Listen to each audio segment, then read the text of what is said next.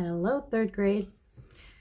We're back with Amon's adventure, and we're going to read chapter 12. Just to remind you, when we last left Amon, he had turned away and walked away from his friends after they found out that the prisoners were kept in the fortress 3 stories down.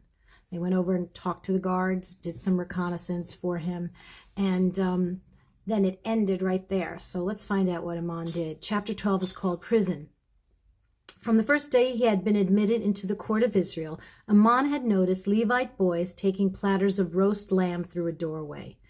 The priests often were allowed to eat a part of the daily sacrifice, Amon knew, and even common Jews were given back a portion of their sacrifice on special days. But what were these boys doing? He wondered. Amon's father had explained to him that to keep the Romans happy, the priests had agreed to serve some of the sacrificial lambs to the soldiers. It was the part the priest would throw away or give to beggars anyway, Jotham said, part of what the priests themselves were given to eat. Well, and though the boys, or rather young men, who delivered the meat were much older than Amon, it gave him an idea, since, as his father explained, the doorway led to a tunnel used by the high priests on special days. Trying to keep his knees from knocking together with fear, Amon got in line with the servers. He watched closely as each young man picked up a platter and held it out while a priest filled it with meat. Then the young man would bow and carry the platter through the doorway. When Amon's turn came, he picked up a platter from the stack and held it out, shaking just a bit. He feared that if the priest looked at him closely, the man would notice that Amon was much younger than the other servers and not wearing the cloth of a Levite. When finally the priest turned around with a fork of roast lamb, he stopped and stared at Amon. "I have not seen you here before," the priest said. Amon gulped. "No, sir. This is my first time." The priest stared for a moment, then dropped the meat on the platter. "Then I will give you some advice," he said. "Do not look the Romans in the eye. Always keep your eyes on the floor." Thank you," Amon stuttered. Then he turned quickly and entered the doorway. The tunnel inside was narrow and dark. Every 20 steps or so, a small niche in the wall held a candle for light. As Amon descended the cold, damp stairway, he wondered what would happen when he was caught. If he was caught, he kept correcting himself. The stairs ended and opened into a wide, ornate hallway lined with statues. Amon looked up and down the corridor, trying to figure out which way to go. Then he stopped and spotted a Roman soldier standing on top of another narrow stairway, and he knew he had found his target. Walking as if he knew exactly what he was doing, Amon strode down the hallway and turned into the stairway without looking at the guard. Before he had taken 2 steps, the guard barked at him, "Halt!" Amon's heart jumped, and he stopped dead in his tracks, being careful not to look into the Roman's eyes. "Me, sir?" he said. "Is that the dinner for the dungeon guards?" Amon's arms were shaking now, and he was afraid the next meat would fly right off the platter. "Yes, sir," he said, trying to sound confident. The Roman looked around, drew his knife. He stepped toward Amon, and Amon backed up against the cold of the wall, his eyes frozen on the glinting of the knife blade. The soldier thrust the knife at Amon and sliced off a chunk of meat. "They don't need all that," he said. "They're already fat." Amon almost collapsed in relief, but he turned and descended the long, narrow staircase. At the next landing, there was another guard who also took a slice of meat, and another at the next level down who did the same. Finally, Amon reached the bottom level. The stench punched Amon in the nose. If he had any thoughts that the meat on the platter smelled good, the mixture of aromas that filled the dungeon killed it. "I just hope there aren't any rats," he thought. In all the world, there was only one thing Amon was terrified of, and that was rats. The fear made him feel like a child, but it was something he could not control. There was only one direction to go in the hallway at the bottom of the stairs, so Amon took it. Soon he came to an iron gate with a Roman soldier on the other side. Without a word, the soldier opened the gate and let Amon pass. This is easier than I had ever dreamed, he thought, but then realized getting into the prison wasn't the trick. It was getting out again. On the other side of the gate, the tunnel wound around to the left, then dead-ended into another passage. To the left, he could see an open room and could hear Roman guards talking and laughing. To the right, he saw only prison cells. Amon went to the right. The ghosts Amon saw down that hallway would haunt him for the rest of his life. The sight of men so thin from starvation that they looked like skeletons made him forget all about the smell of the place.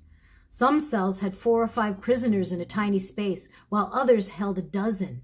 Only a few cells held 1 prisoner, and Amon guessed that these were the men condemned to die. This hall also ended in another, and Amon had chosen which way to go. But this time there were cells in both directions. He turned left. 3 cells down, on the right, he found what he came for. "Father," he hissed. Jotham was curled up in the end of the corner of the cell, which held some straw and a thin blanket. He was wearing only a loincloth and looked as if he hadn't eaten in a month, though it had only been 3 days. After several moments, Jotham looked up and gazed blankly toward Amon. "Father, Father," Amon repeated in a loud whisper. Jotham blinked slowly, then, like a groggy camel, he recognized his son. Pushing up weakly, Jotham rushed to the bars and reached through the bars. He pulled Amon over to the bars and touched his face. Amon thought he had never felt anything so good in his life as his father's arm around his neck. "Amon," he croaked, "I thought you were just a dream." "No, father, I am real, but I must hurry." Noticing the platter of meat, Jotham gasped. Amon picked up what was left of the roast and handed it to his father, who bit off a huge chunk and started chewing. "They haven't fed me in 3 days, he said. They said I was going to die anyway, and they didn't want to waste any food on me." Amon wanted to cry and scream all in the same moment, but he knew he had to act like a man and do what he came to do and then get out of there. "Father," he said, "I only have a short time. I must know what happened at the treasury that night." Here's a picture of them at the bars. Okay. Again, picture. Still chewing, Jotham thought for a moment. It was just as the high priest said. We were in the middle of our transaction down in the treasury when one of his aides came to get him. Jotham took another bite. "Which aide?" Amon asked. "What did he look like?" "His name, something, I can't remember what. It starts with an N. I can't remember, but he had a crooked nose." Amon nodded, committing to memory what he said. "Are you sure there was no one else around?" Jotham searched his thoughts and nodded his head slowly. "Yes, I'm very sure there was no one else. So the high priest took you inside privately and left you there alone?" "Yes," Jotham said. "That's just the way it happened." Desperation began to creep into Amon's heart, but he stood still, knowing that he must focus on his task. "Can you think of anything else that could help me find the real thief, Father?" Jotham slowly shook his head. "No." "Then do you know anyone I might turn to for help?"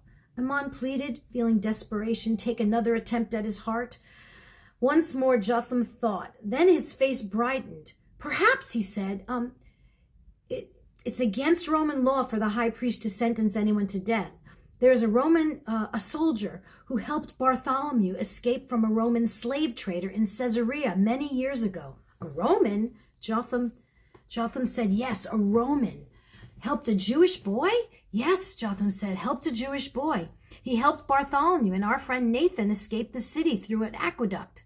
"Father, how could anyone—" Jotham cut off his son. "The last I heard, that soldier is now a centurion, and his name is, what is his name?"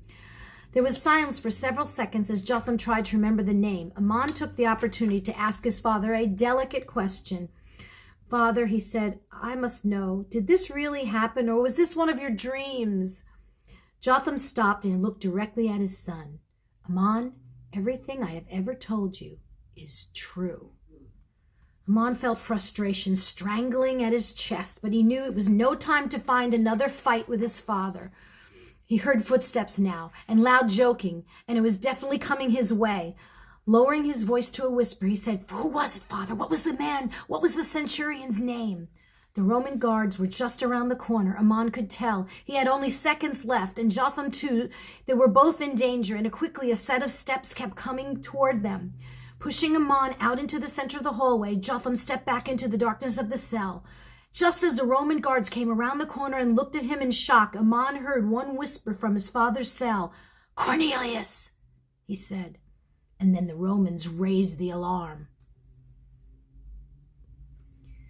As for God, his way is perfect.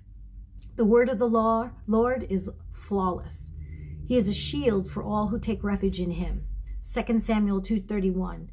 We fight, we rebel, we refuse, we whine. But in the end, God's way is the only way that ever works.